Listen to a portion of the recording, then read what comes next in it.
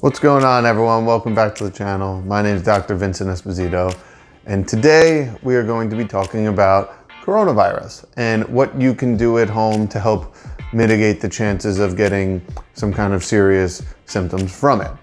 So that is what we are going to be covering today. Now, before we get into that, it is really important that we take the necessary measures to help flatten the curve. And while this might not necessarily stop the rate of infection, it will slow it down to the point where it becomes manageable by all our healthcare systems, which is really important at this time. Now, at this point, it's not news that many schools have closed, sports have closed. I'm sure you're working from home if you're still working at all. And it's really important to keep up these containment measures because they seem to be working for the time being, and this takes some of the burden off our healthcare system. However, despite this, even if we flatten the curve, there is a chance that you or me can contract the coronavirus going forward.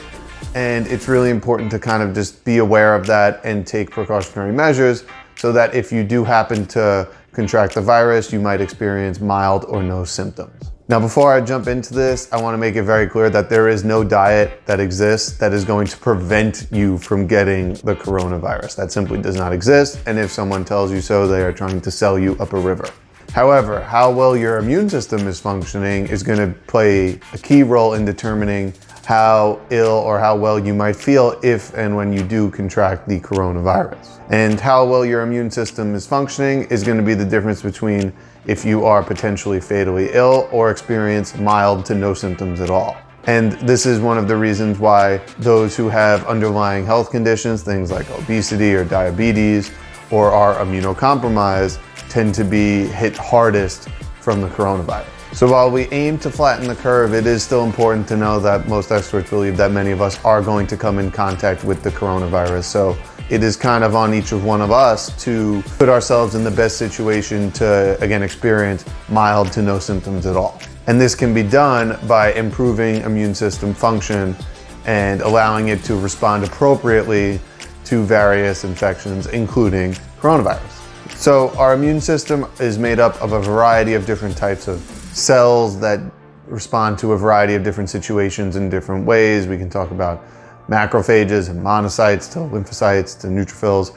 We can keep going with this, but they all play a key role in addressing certain pathogens that we come into contact with on a day-to-day basis. And it should be our goal to have an immune system that responds properly to a given pathogen. So we should focus on optimizing immune system function and not having it be too overactive or not active enough in times of need.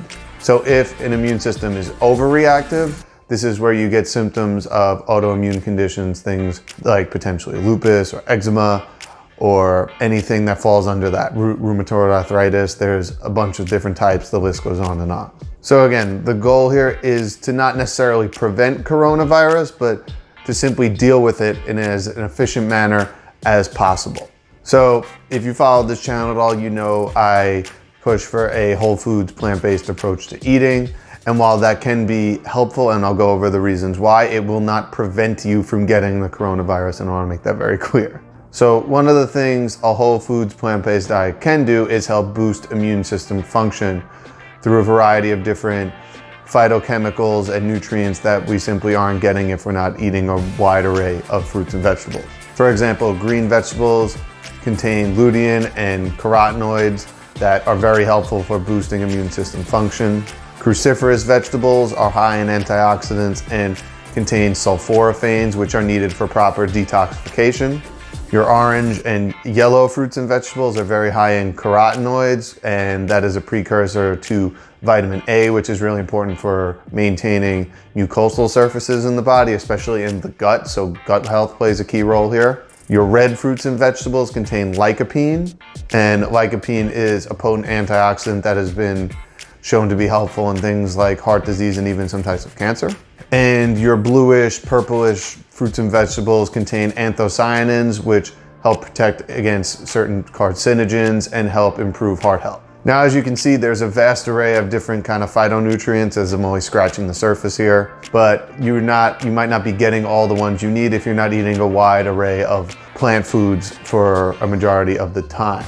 The problem here is we usually don't take in as much as we necessarily need for optimal function, and this leaves us open to infections by bacteria, other pathogens, and viruses. Now, oftentimes when people start feeling the initial symptoms of, say, the cold or flu, they will then try to stock up on these foods, but at that point, it's already too late. So it's really important to get ahead of the game and start increasing the amounts of these foods you're eating on a daily basis now, ideally at least 10 to 12 servings a day.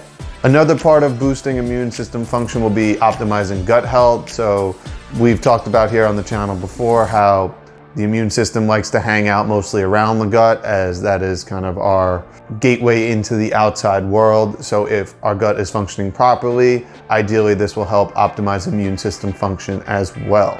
So providing the good bacteria with the fiber they need, incorporating probiotic foods as necessary, these are things that will help boost gut function, which in turn help improve immune system function, either by lowering the amount of autoimmune type reactions we're getting or boosting it when it is needed, either way, depending on the situation. You also want to be avoiding food allergies at this time, as these can be triggers and also is a sign of leaky gut, which should be addressed. And at that point, you might need other assistance, whether it is help with digestive enzymes or hydrochloric acid supplementation, bile, or potential antimicrobials, specifically if there happen to be high dosage of antibiotic use in the past. But again, those are things you should take up with your doctor before proceeding on your own. And in terms of food allergies, some of the main common ones are wheat, dairy, and soy, just to name a few. And of course, you want to be eliminating as many processed refined foods as possible, as these could cause major issues as well. Another thing that experts are saying is very useful is to be hydrated throughout the day, so drink enough water. The reason being, virus can get lodged in the throat, so if we are drinking water, it will flush the virus down into the stomach acid, where it is then destroyed in kind. Now, these, along with getting proper amounts of sleep, managing stress, and getting adequate amounts of physical activity are all going to play crucial roles in boosting immune system function. I talk about all these in separate videos. I will link that above here. And while this might not be the sexiest video in terms of advice, it's really important that these are the basics to boosting immune system function. And a lot of this is going to come down to the lifestyle factors that we talked about today. Now, I understand that no one is really going to get rich off this type of advice, but it's really important that you take the initiative here to minimize your symptoms, hopefully. And again, everyone is going to respond to this differently, so we have to do our best to stack the deck in our favor. And another thing I want to be really cautious of here, I know there might be some out there that are looking to take advantage of the situation by selling magic potions and supplements that could prevent the coronavirus. I strongly suggest staying away from those, as again, people are probably just trying to sell you up a river. One last thing I want to say before we get out of here today is I want to keep this whole phenomenon in perspective. So even in the hypothetical scenario where 100% of humans are infected with coronavirus, somewhere between 2 and 4-ish% would die. And obviously this would be a major catastrophe and obviously should not be ignored. And that is not what I'm saying at all here. But what is important to note here is that right now, in no hypothetical scenario whatsoever, somewhere between 20 and 30% of people are dying from heart disease every day. And along with diabetes and cancer deaths, these are still going to be the major killers beyond coronavirus as they were before. So I really want you to keep that in perspective as well.